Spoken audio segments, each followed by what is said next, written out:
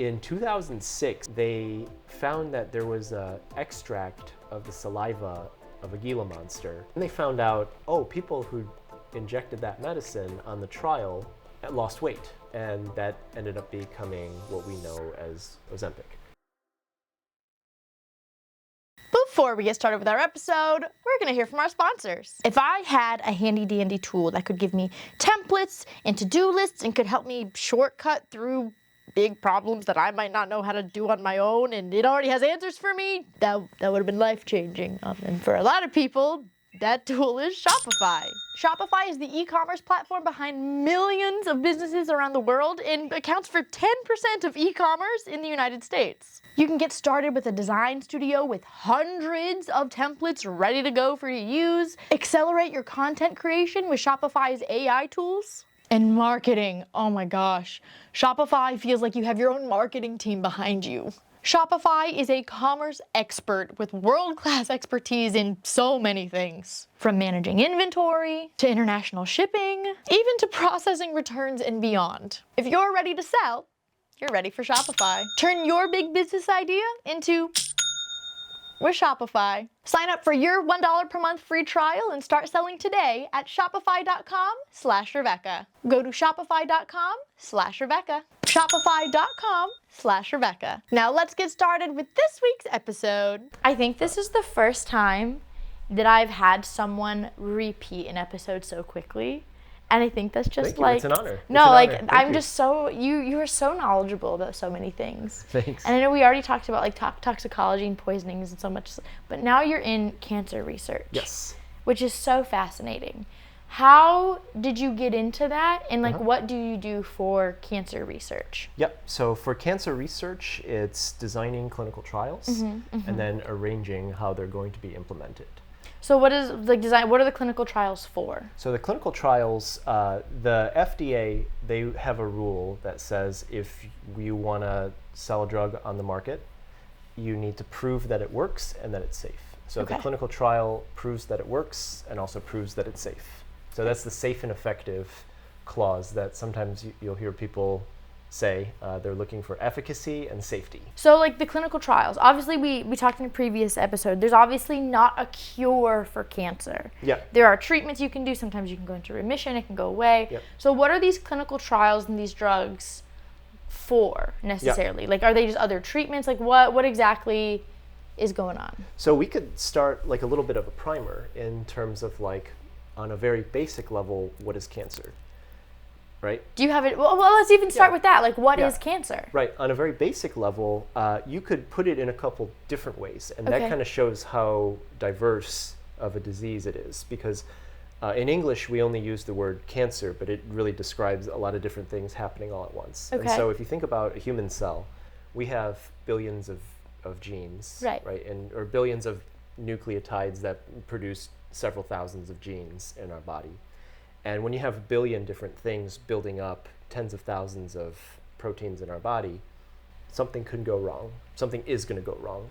And when we have, trillions of cells in our body, even if it's 0.001%, that's still hundreds of thousands of cells that have problems. Right. So the very typical problems that can come up is that something can happen inside of them and they grow and they don't stop growing and they become a tumor that way. There's another problem where they can become too big and inappropriately big and start causing problems there.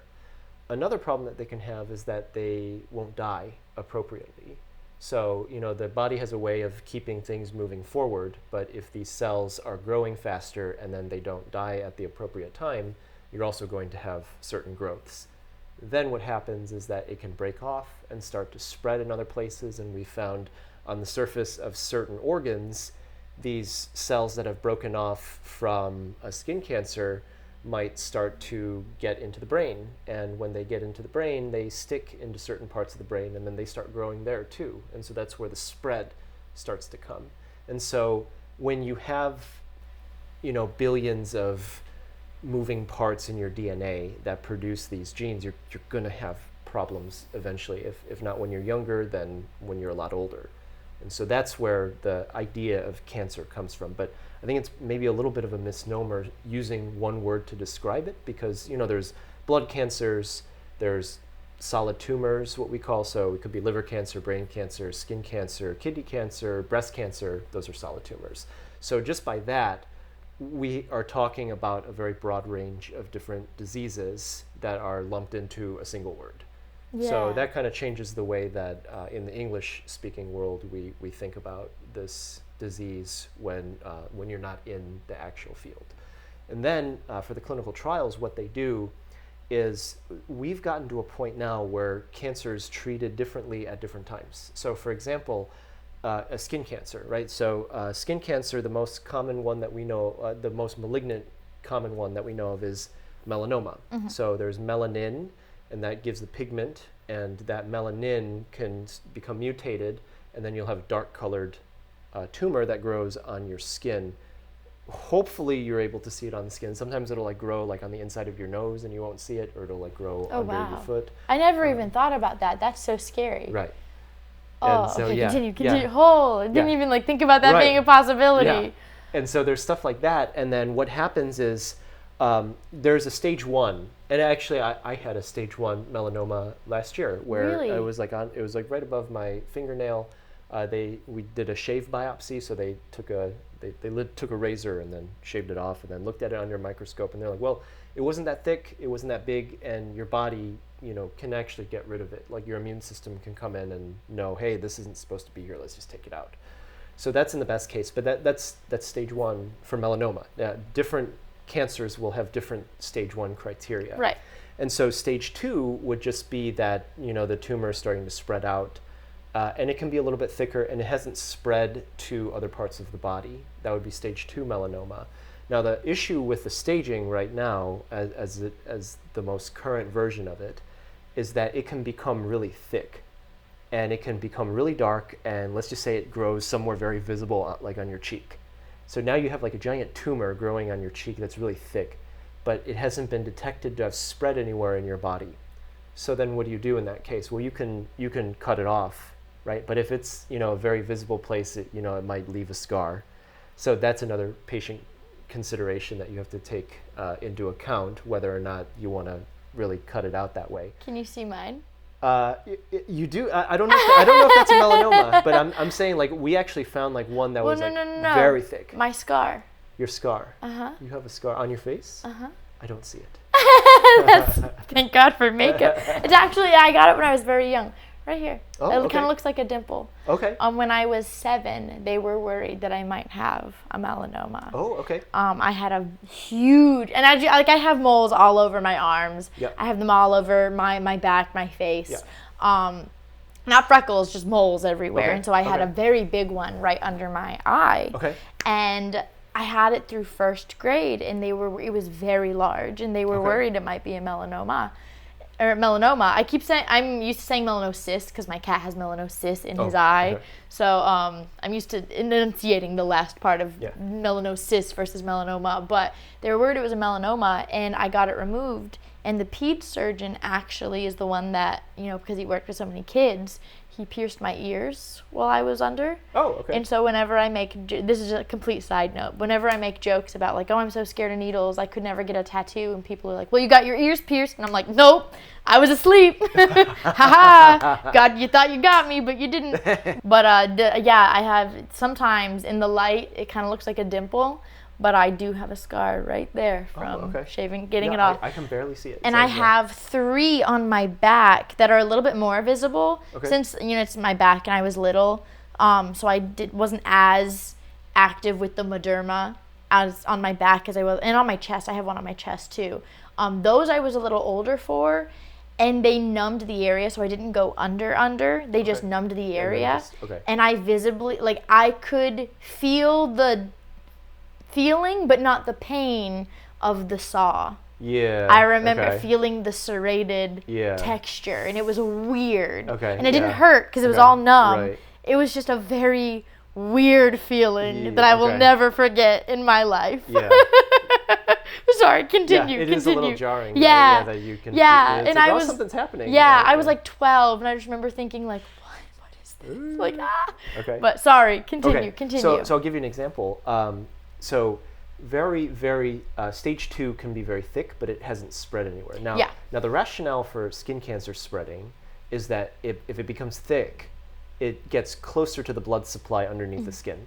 And as it gets closer to the blood supply, those cells can then start to break off and start to spread. So in the not body. even necessarily thick wide, but thick in deep, yeah, deep. thick Okay, deep. okay, that makes so much more sense. Okay. And so there's no guidance in the current staging, or at least as of 2018, on how melanoma is treated at that stage. So so there was a trial. So there's an opportunity to do a trial.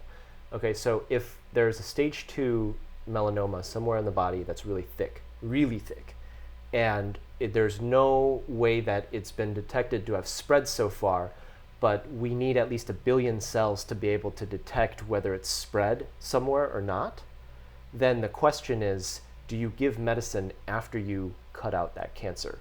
Because there was no guidance on whether or not you should give medicine after you do the surgery of a stage 2 primary melanoma, and whether or not that would impact the survival. Because sometimes you would do the surgery on the very thick primary cancer, and months down the line, you'll find out that it spread to a lymph node. And so but it was stage 2, so stage 2 said you don't give any medicine afterwards. So was there an opportunity to say, like, hey, can we prevent that appearance in the lymph nodes after a very thick stage 2 resection? So that's one part of cancer research. So it's not necessarily like, oh, it's a full-blown spread everywhere in the body, and then the medicine just melts it away. It's not that kind, right? There's a lot of incremental changes that are happening in skin cancer, for example. The other one too is, what's stage 3 cancer then? So stage 3 cancer could actually be thinner than a stage 2 cancer, but for some reason, for whatever reason, very randomly, stochastically, it will have spread to the lymph nodes. So there's presence of lymph node involvement with the notion of a primary tumor, and so that would be stage 3. Now there's a whole bunch of different, like stage 3A, stage 3B, 3C, and then there's also 2B, 2C. So 2C actually had worse survival than 3A. Really? And under the way that it was classified in 2018. So again, it was like, well, we don't give medicine after 2C, but we give medicine after 3A. And why, right? It's just because of the lymph node. So can we do a trial of the medicine? And we do the surgery first, then give the medicine, and then monitor that patient. And it could even just be as simple as giving 1 dose or a couple of doses over a couple of months, and seeing whether or not the cancer actually shows up in the lymph node afterwards. And then for stage 3A, you can do the resection, you can cut out the cancer, you can take out the lymph nodes, and then see whether or not it has spread somewhere else in the body after you give medicine. But then the question is, well, which medicine do you give? Because there's 2 different kinds of medicine now that can be used in skin cancer. There's one kind of medicine that can be used if they have a very specific genetic mutation. They use the X-ray crystallography to find what kind of protein that mutation produces, and then make a chemical that goes directly into that protein. So they actually found like the actual visual representation of the protein that arose from the genetic mutation, designed an actual medicine that fits directly into that spot and inactivates that protein, because that protein tells the cell, hey, keep growing, get huge and keep multiplying, and then pass that on to the next cell, and then keep passing it on, and then that's how you get the tumor. So that was one of the medicines that we used, and that was found around 2002. Oh, wow. The gene was discovered in 2002. The medicine was discovered in 2008. It was first made in 2008, and then the first trials came around in 2013. The other medicine that we can use is activating the immune system and letting the immune system float. So what it does, it's a little antibody, and it floats around, and cancer cells will have a little marker on the surface, and this antibody will latch onto that marker. And then the immune system usually will have just passed by that marker and say, oh, this is a normal cell, we're not going to do anything to it, like, you're okay. But when this antibody is on it, the immune system will say, wait a second, this isn't supposed to be here, let me pull on this. So when it pulls on it, now the cancer cell just suddenly died because of the antibody latching onto it and then the immune system pulling on it. Now when it pulled on it, the cancer cell spills all its contents out, and the immune system floats around and says, wait a second, this isn't supposed to be here. and then suddenly attacks the tumor and then takes most of it out.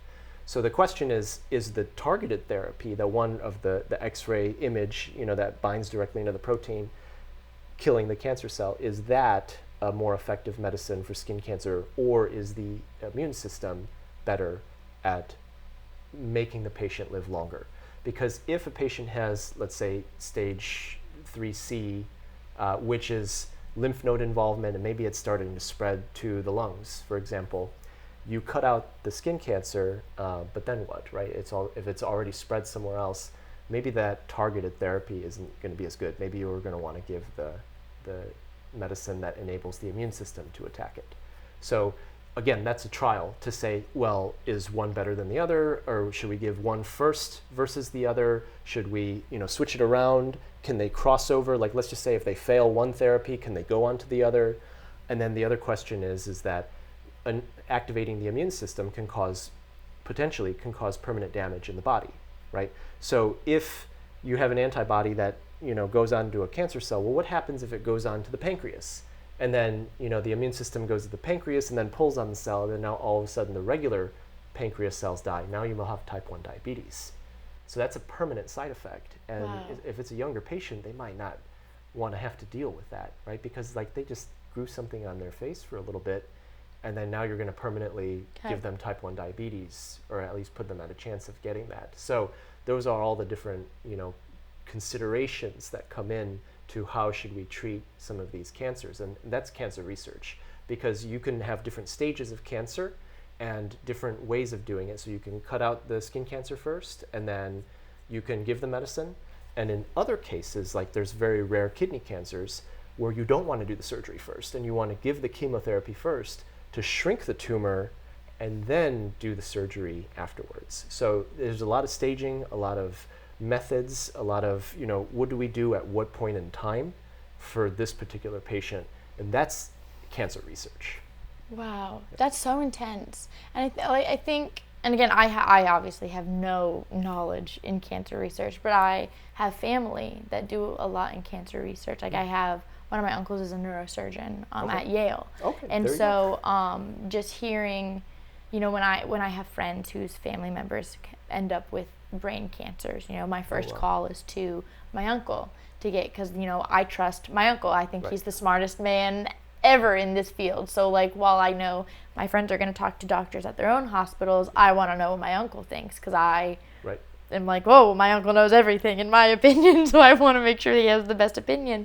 And even seeing my uncles disagree with some of the things that my friends' family's doctors are going to do about the cancer, and it's well, I think that can be such a contention in the medical world when different, very qualified, very educated, very knowledgeable doctors have very genuine, different opinions on the best ways to move forward. Because it's really hard to know. It's really hard to know so much about a disease that we just know so little about. We know so much, but also so little at the same time. Yeah. You know what I mean? Yeah. And there's so many different kinds of cancers, and like you said, it's a very broad term. But what would you say, what would you say our knowledge about cancer today looks like versus cancer from 10 years ago? Would you say that we've made a lot of progress, or would you say that we're still kind of stuck? What are your thoughts on the progress we've made in learning about this horrible disease? Huge progress. Yeah. I think one of the news stories that have been, kind of in the undertones of the world is that immunotherapy. What is that? So that immunotherapy is enabling the immune system to attack the tumor. So a lot of so skin cancer, they used to use chemotherapy, and chemotherapy in metastatic melanoma, which is stage 4. So metastatic melanoma, it has already spread everywhere in the body, and it's in the lymph nodes, it's in the brain, it's in the liver, it's in the lungs, and it's widespread. They used to give chemotherapy for that, and the survival rate was 2% in 6 months. Why? Why so low? Because the chemotherapy wasn't going to do anything. By then, it's already everywhere, and it's in the blood, it's in the body, it's just spread everywhere, and then in the brain, it'll start to expand in the brain, and then just start pushing up parts of the brain against with the skull. water. Right. Yeah. So then, side note question: at that point, if they know that the survival rate is 2%, would I can't even, I know it's not diagnosing, but with prescribing chemotherapy, would that be like a cross your fingers and hope for a miracle? Or is that like a, well, they want to see something happening, so we're going to prescribe it to look like we're doing something, but we don't expect it's going to work? We don't use it anymore. No, I meant back then. So, I meant back then. back Sorry. Yeah. Back then, I honestly, at that point, it would just be palliative care. And so Okay, you're on hospice Okay, at that point. okay. And so, but the kind of the news story that a lot of people who aren't in the field, the news story that's out now is immunotherapy. So September of 2014, when the very first PD-1 inhibitor, that's specifically what it's called, was put onto the market. And actually, it got an orphan drug designation through melanoma. Explain that to me like I'm 5. Okay. So back in the 1980s, there was a rule that was put in to fund research into rare diseases because it's very costly to do these trials because you're testing it in live humans. And when you're testing it in live humans, especially the first time that you're testing it in humans, you have no idea what's going to happen, right? Like you've already tested it in animals, and some people will be very upset about the kinds of animals that it gets tested in, like dogs and monkeys and pigs. Yeah. But it does get tested, and then when you do first in human, that's the most daunting one because you're trying to figure out, well, how does it pass through the body? What happens, right? It's the first time it's ever been put inside the body of a human being in the world. And granted, there's almost 8 billion of us, but still, this is still like human a first time in ever, right? One of my best friends is in a Hashimoto's trial right now. Okay, Yeah. Got it. Okay, yeah, and so it's expensive, and so they wanted to incentivize companies to examine drugs for rare diseases, and rare diseases, I think the definition was like 200,000 cases or less in any given year. It's like a percentage of the population. And so if you can get the orphan drug designation, what happens then is that's kind of like a confirmatory that this is the business side, and people get unhappy sometimes about it. But on that front, it's like if you can get an orphan drug designation, that kind of gives people the confidence to move forward to like testing it in other diseases. So that was how the first PD-1 inhibitor was approved in the US by the FDA, was through an orphan drug designation in melanoma. That was September of 2014. And very quickly by 2016, you just had like an explosion of trials. It was being used in bladder and prostate and lung cancer. They tried it in breast cancer. Wow. They tried combination therapies with chemo, without chemo, with targeted therapies, with another immunotherapy that actually came out 3 years before, back in 2011. So there was a Nobel Prize that was won in 2018 for this immunotherapy. And it really did revolutionize cancer medicine. It didn't revolutionize every single cancer, but a lot of times we don't give chemotherapy in times where 20 years ago we really only had chemotherapy. Right. So it really did change everything. And that was about 10 years ago. Yeah, only 2014. So that was one of the biggest changes that has happened, is enabling the immune system to attack the tumor, which isn't a new idea either. So back in, I believe it was like maybe the early 1900s, or maybe even going back into the late 1800s, there was a doctor in New York who found out there was a patient who came in, and I can't remember which cancer he had, but he had a very particular kind of cancer. In the hospital, he got infected with a bacterial, this is like a bacterial or viral infection. And he had like a fever, and he had a horrible fever for days and days and days, but he was supposed to have died of that cancer because it had already spread everywhere. And so what happened was, as this fever was happening and he started to get better from the fever, the tumor started disappearing from his body. And so this wasn't the only time that this had happened, because that doctor who noticed that this was going on looked back into the medical records, and I think this was either New York or Boston. He looked through, it had actually happened before, and it was documented.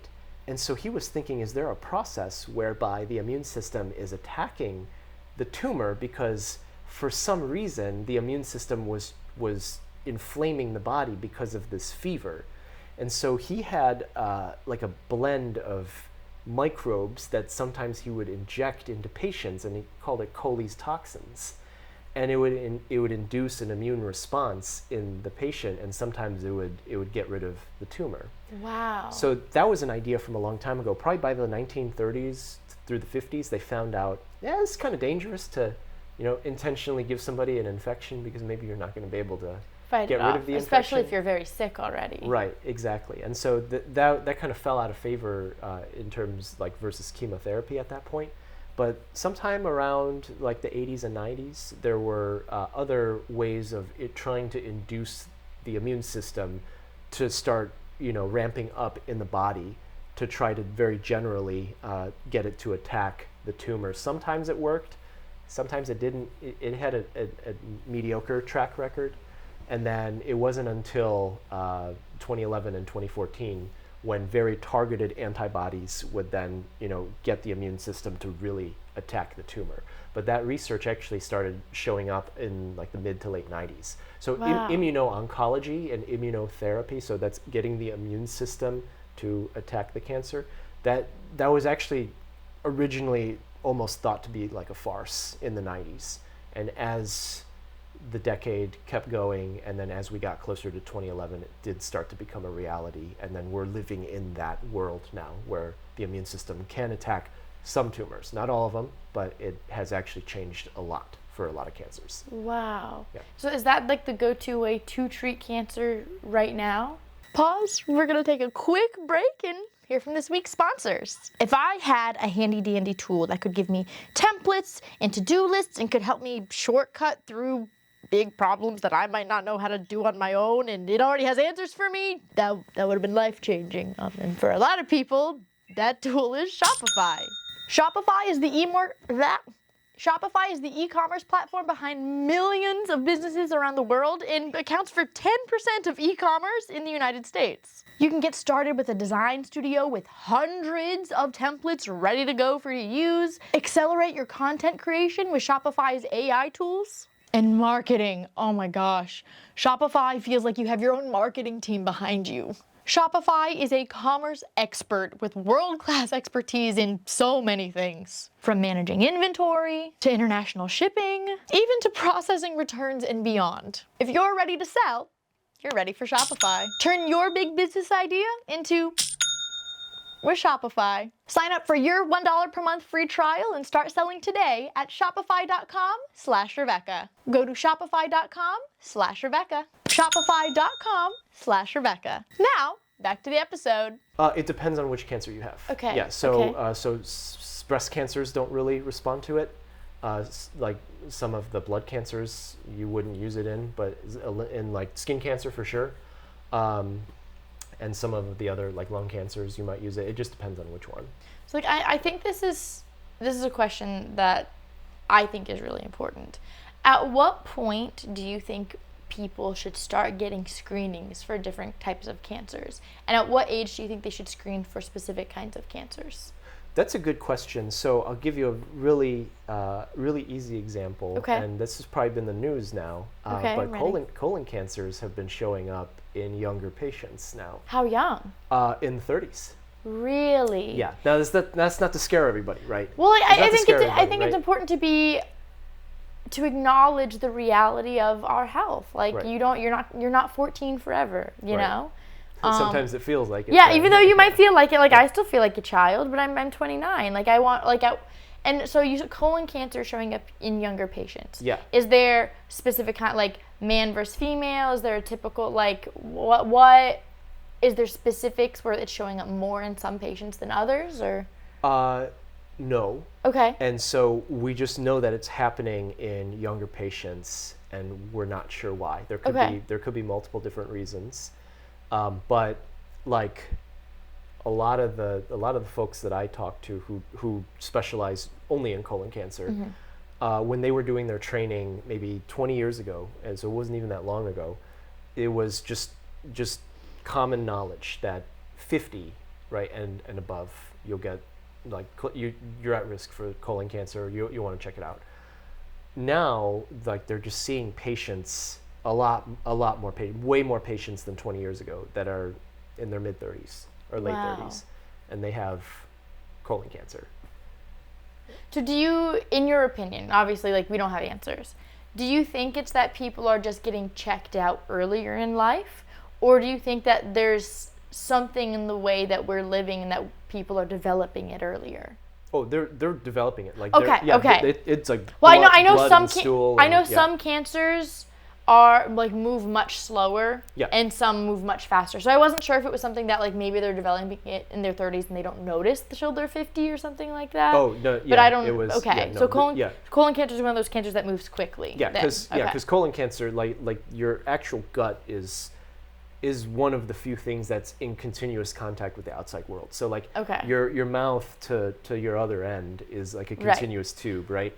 And so everything that you put in your mouth does go through there. So, what are some symptoms that someone might experience if they like maybe should go get something like that checked out? Yeah, so it'd be like a stomach pain, or if they have like blood in their stool. Okay. Right. So any blood that comes out of any bodily fluid, you do want to get that checked out if it's recurring. Okay. Like if it's constantly happening, like especially if you're urinating blood or there's blood in your stool, you're not supposed to be bleeding in those areas. Okay. And so Okay. you do want to get those checked out. So as for screening, regular screening, there's a lot of buzz among the tech type folks, maybe like the health hacking community. Okay. Maybe coming out of like San Francisco. Okay. I don't Like- know. I don't know if these are like VCs like trying to fund some of this, but they're trying to do like full body scans every year, Oh, okay. right? And That can get expensive. it gets expensive. It also raises health anxiety. And Yeah. so it's like, because everyone's anatomy is a little bit different, and let's just say from year to year, you might have maybe something that's not supposed to be there getting a little bit bigger, but then like in another year it gets a little bit smaller. We don't really know what that is. And if you go in to figure out what that is, you could be causing more damage to the body than if you just leave it. So there's always a trade-off, and we're not always going to know everything about the trillions of cells that are happening in our body. At the same time, sometimes you'll hear of very rare cases that would have definitely benefited from having done those screenings. So I'm a little torn on those, because it's like, well, there's a trade-off, right? On the one hand, somebody might discover something very early that would have been able to have benefited them, and benefited greatly to have found it that early. On the other hand, somebody has absolutely no problems and drove themselves into having a lot of problems by trying to examine it further when they didn't need to. So that's kind of the trade-off. And in the previous episode that we had together, we were talking about fear, right? Yeah. Fear of life and death. And so can this go too far in terms of profiting off of someone's fear? And I think that does kind of start to veer towards that, in that you can start to have bad actors really trying to exploit for money. Because if we have people who wake up and feel the need that within the first 15 seconds they need to have sunlight touch their eyes and obsessively do that, what does that kind of thinking or personality do? Quality of life. Right. What do they do when they're doing continuous body scans all the time when they didn't need to? Right. So that's kind of the trade-off, and we want to build a framework that it can be reasonable, that we're not promoting hypochondria, but at the same time we're being mindful of trying to find things early.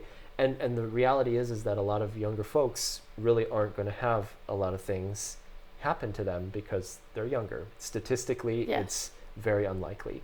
On the other hand, also the chance isn't zero. So it's like, well, how do you balance that, right? And so it's a very difficult question to answer, and it really comes down to you need to look out for yourself. Absolutely. Yeah.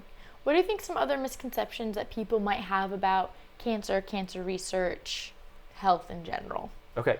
I think one of the things that could be a little bit of a misconception is the companies and the institutions involved in cancer research.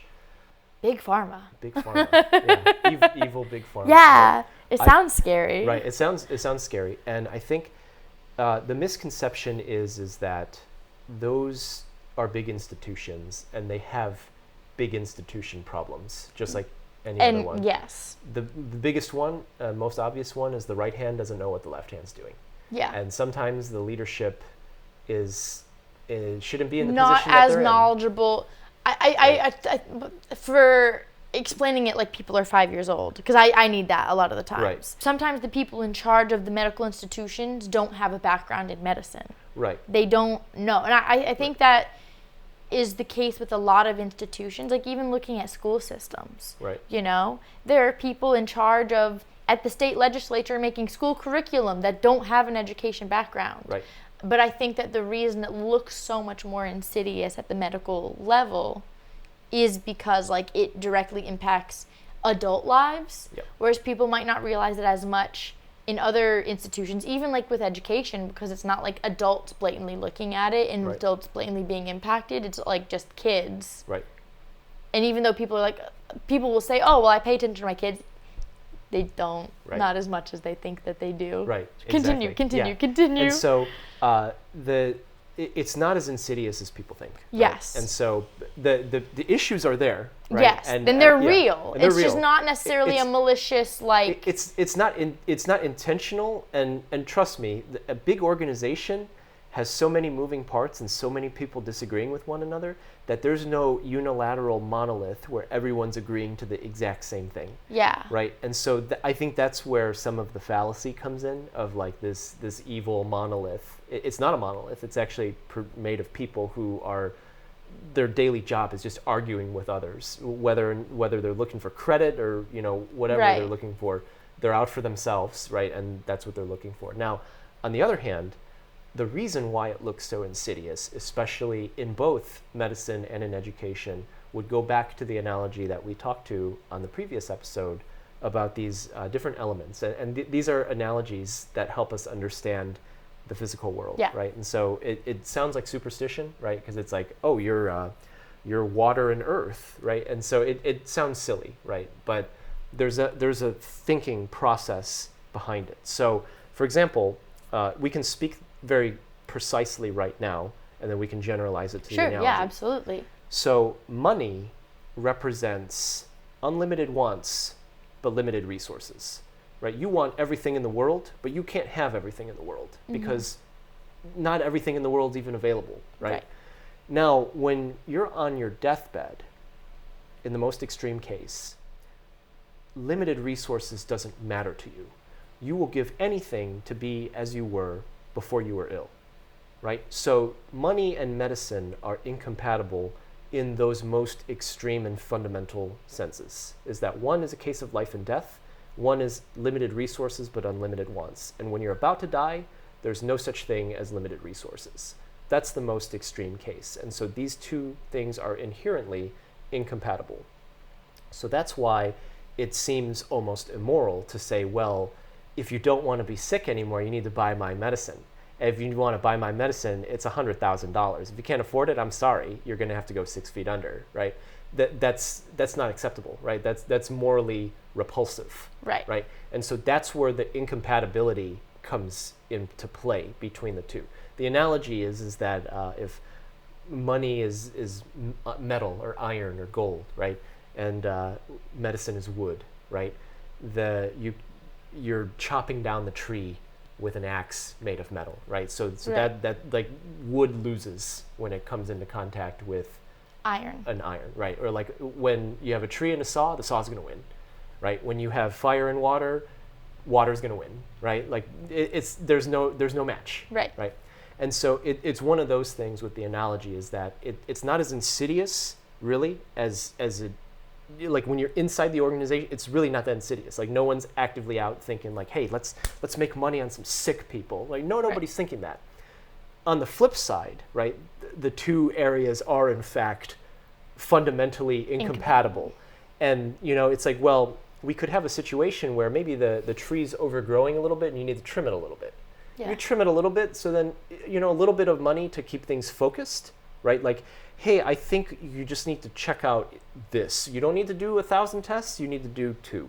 Yeah. And so, to limit the scope of it and to make it a little bit more efficient, that would probably be the most appropriate match between the two, is that you need some money in the system, but you don't need it to, cut down the whole tree, for example. So that would be the analogy coming in back into place. And so in my view, it's not as insidious. The problem is that these these areas are just fundamentally opposed to one another, so it looks insidious. Yeah. And people might try to exploit that, but the reality is that, well, like, we're genuinely trying to figure out ways to help.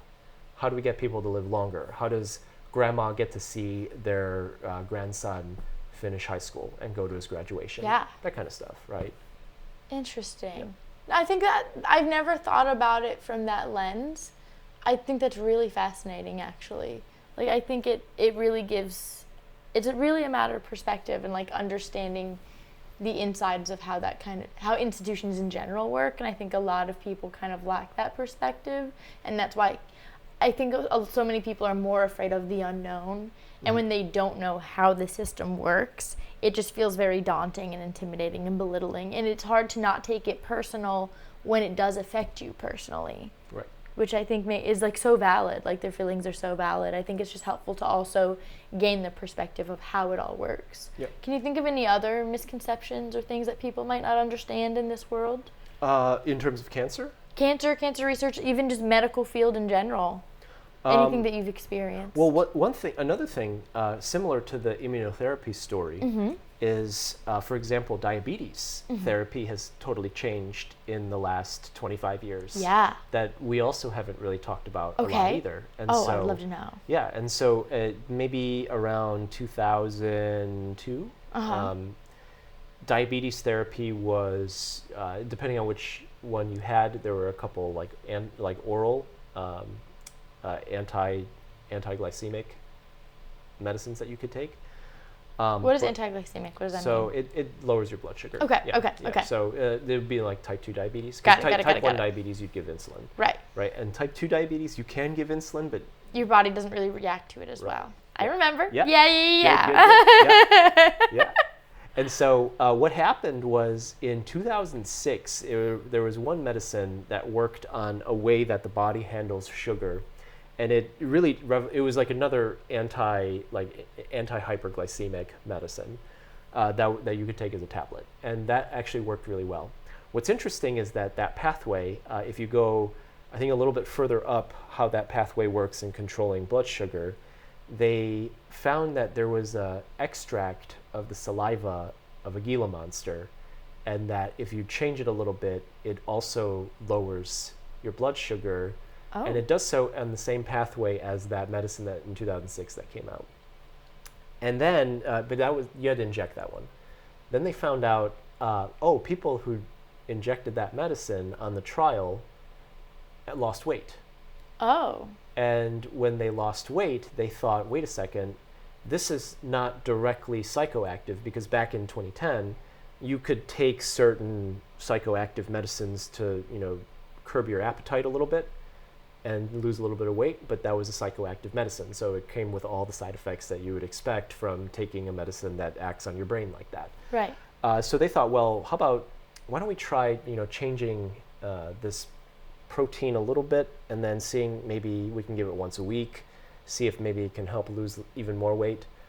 So they did that, and that ended up becoming what we know as semaglutide, which is Ozempic. Oh. Right. And so that kind of stuff started happening, but diabetes care has been totally changed since the last 25 years. Around that time when semaglutide was being studied, there was another kind of medicine that would just allow you to urinate sugar. Oh. Yeah. And so that also revolutionized type 2 diabetes care. It also then started impacting the heart. So they found out it actually helps with cardiovascular outcomes. Wow. Just by urinating out the sugar. But then the adverse event was that you could have UTIs because the sugar is in your urinary tract, and it can cause gangrene, in the area in case you get sugar, on your skin because it was being urinated out, and maybe it wasn't being cleaned around that time. And so diabetes also changed. So a lot of the developments in medicine over the last 20 years kind of go under the radar, right? And these are massive human achievements that have changed the way that people who have these diseases live. And so those are things that we don't talk about necessarily every day, and some people aren't aware of, but a lot of things have happened in the last 20 years that have changed hundreds of millions of people's lives. What are some other ones? those are the two biggest ones that I can think of in terms of medicine. Those are the ones that stand out. There's other ones, like I'll give you an example going back to diabetes. This goes a lot further back, insulin, right? The discovery of insulin. Right. So what happened was when insulin was discovered, they didn't know how to make human insulin. And so what they did was they took the pancreas of cows and pigs and grind it up and extract the insulin from that. And so it used to be, and maybe your grandparents would remember this if they had diabetes, is that you would get pork or beef insulin and you could inject that. Eventually you get allergic to one and you switch to the other. And they're different by just a little bit, like 1 or 2 amino acids than human ones. In the late 70s and the early 80s, they found a way to genetically modify bacteria to produce the exact sequence of human insulin and force the bacteria then to produce the human insulin, which then they extracted, and then we got the exact insulin, so there was never any more allergies after that. Wow. What about the cow and pig insulin made people develop an allergy? Was it just like a detection of like a foreign substance that just gained an intolerance? So it was a protein. So insulin's a protein, and there's maybe 1 or 2 amino acids that are a little bit different. The immune system might then float around like there's an antibody that says, hey, this is a little bit different.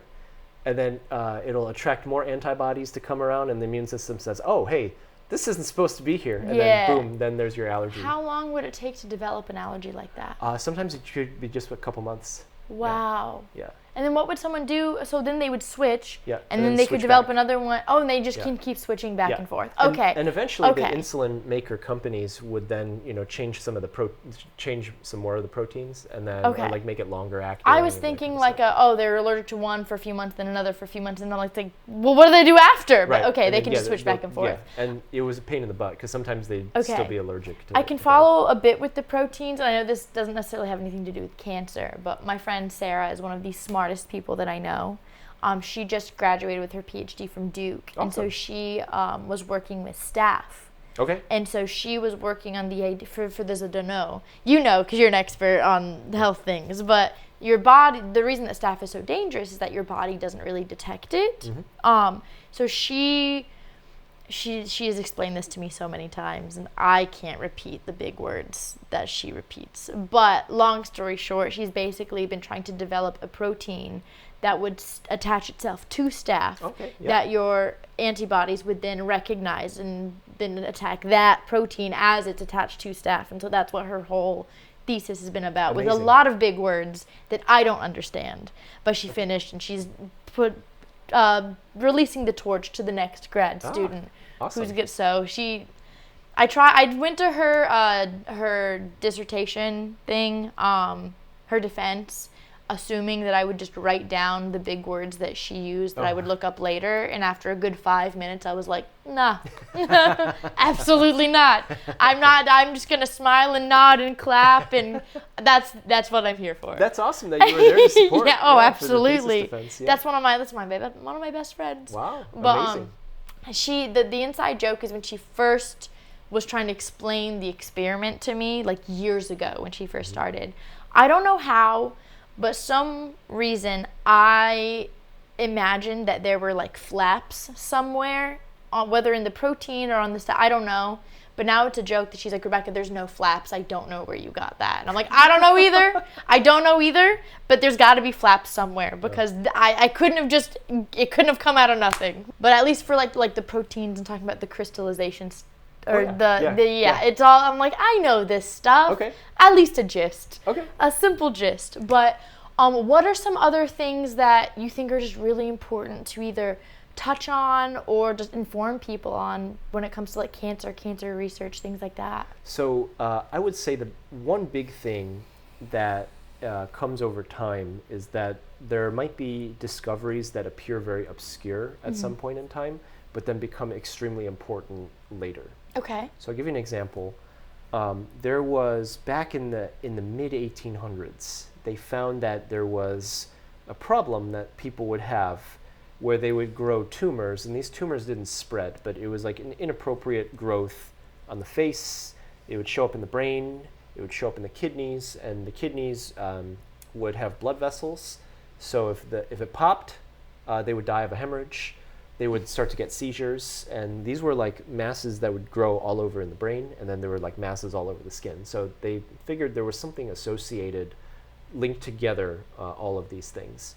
That was in the 1800s. Probably in the 80s, they started noticing, like when we started to be able to sequence more of the human genome, they actually found that there was one gene that was associated with it. And they're like, oh, there's a mutation here. We're not exactly sure what this thing is doing, but there's one mutation when they analyzed, family histories. But then there was other family histories that would have the same disease, but they didn't have that mutation in that gene. So they were like, is there a second gene that's involved? So they looked and they found, oh, there is, it's one of two genes. And what's interesting is that one of the genes is right next to another gene that causes like zits to grow all over the kidneys. Wow. So this all started to show up, and then they wanted to know, like, well, what is this gene doing? They don't know. And so they're like, we don't know what this is. We just know it's different in the people who have this. And if in the same family they don't have this problem with the gene, they don't have the disease. Like their skin's clear, their brain doesn't have any masses, they don't grow anything in their kidneys, everything's fine. So what happened was in the early 90s, they restarted research from what they thought was like an antifungal. So they collected soil on an island west of South America back in like the 60s. And they found that there was a bacteria that made this substance that they thought was an antifungal. And they're like, okay, well, maybe we can try it as like an antifungal medicine. Turned out it didn't really work that well. It's like, okay, but so they shelved it. And back in the 90s, they thought, okay, well, how about we try, like they were growing fungus for some unrelated experiment. And they're like, why don't we try this thing that we found in the 60s and, put it on the fungus. And so they put on the fungus, and then, they started repeating, like it killed the fungus, and then they would try it on more fungus and then see what fungus would survive. And so the more that they did this experiment, they found out that what this medicine was doing in the fungus. And it was actually binding into something that was preventing the cells from going into overdrive.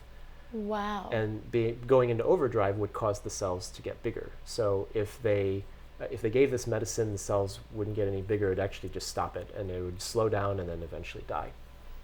Well, what they found out was the genetic mutation that they found in the 80s was actually linked to this antifungal medicine that was made by a bacteria west of South America that they collected in the 60s. Oh and my so gosh. These are all like unrelated series of events, and they found out actually that they're all very connected. They're very connected, and you can give that quote unquote antifungal made by that bacteria on Easter Island, and you can give it to those patients, and it'll actually cause their growths to go away. Wow. Right. It doesn't work in all patients, but it does help. In alleviating the things that grow on their skin, alleviating some of the masses that grow in their brain. And so all of these are seemingly unrelated sequence of events that were connected over decades, right, spanning since the 1800s even. But that's probably the most important takeaway, is that a lot of scientific discoveries, maybe they really are nothing, but there's a lot of discoveries that are probably very obscure that haven't made the full connections yet. And once they make the connections, our understanding of nature will make a lot more sense. But it's kind of just throwing out a whole bunch of ideas without having them being connected. And so a lot of times people might say, well, we're wasting money on this science. And truth be told, there is some science that might not have a lot of meaningful results that come out of it. But in terms of what we had found out from this, it really did revolutionize a lot of our thinking and understanding of the human genome. And actually, it was used as a kidney cancer medicine in 2009 because it was the rationale was that it was working on the overgrowth of cells, which is one of the problems of cancer. but as time went on, it kept getting pushed back. It's not recommended as definitely not first line therapy anymore. It may be in some kidney cancers, it's not even recommended at all, but it was used for some point in time. That's so interesting.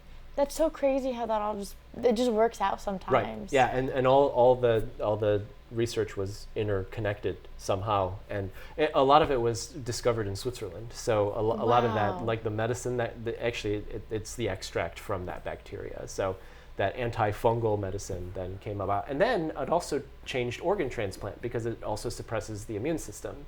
Really? And so you can find another version of it from another bacteria on another island somewhere else on Earth that then also suppresses the immune system. So when you do an organ transplant, you can prevent the immune system from attacking the new organ that's in somebody's body. Nature is crazy. Like sometimes, whenever I hear people say, like, oh, human beings were like an accident, but then you hear like, oh, this one bacteria that grows in this one island helps human, like, there's no, like, there's no way. It's all connected. Yeah. None of it's an accident. That's crazy to me. That's just so mind-blowing. Like, I just feel the in my brain right now. That's what. Can you think of, are there any last thoughts, feelings, mind-blowing facts that you would like to share about cancer research, medical field, anything like that? Oh, putting me on the spot. So what I had That's what I do best. Yeah, what I had just referred to, it's called an mTOR inhibitor. Okay. And so the Easter Island rapamycin is the name of the medicine, in case people want to look it up. So it's a very fascinating story. And the disease is called tuberous sclerosis complex. So I actually published a video on tuberous sclerosis complex on my channel because that's one topic I know very deeply because I worked on the actual medicine. And so I guess my biggest takeaway is that research is important. A lot of the ideas need to be connected, and that's probably where a lot of the idea that, we're spending too much money on this research, we don't need it. You don't know what comes about. You don't know what you don't need. Right. And so again, that's another case of excess, right? And the money is kind of what narrows the scope. And sometimes you do want to narrow the scope, and then other times you want to widen the scope. And so like if there's an overgrowth of a tree of research, so to say, right, then you can trim that overgrowth at some point, but you want to be careful to not chop down that whole tree, because then you're going to miss out on important insights into how nature functions in a way that would benefit us in terms of life and death situations. Interesting. No, I love that. Thank you so much. I learned so much today. Thank you. I love those kinds of episodes. Like I love the education. And thank you so much for doing this again. I know we didn't plan to meet so many times this week, but I'm so glad we did. I'm so thankful for this. Thanks so much for the invite. Absolutely. And I hope you guys are just as obsessed with I am. I love learning new things. So have a great rest of your day. Thank you for hanging out with us, and we'll see y'all next week. Yeah. Bye, my lovelies. Bye.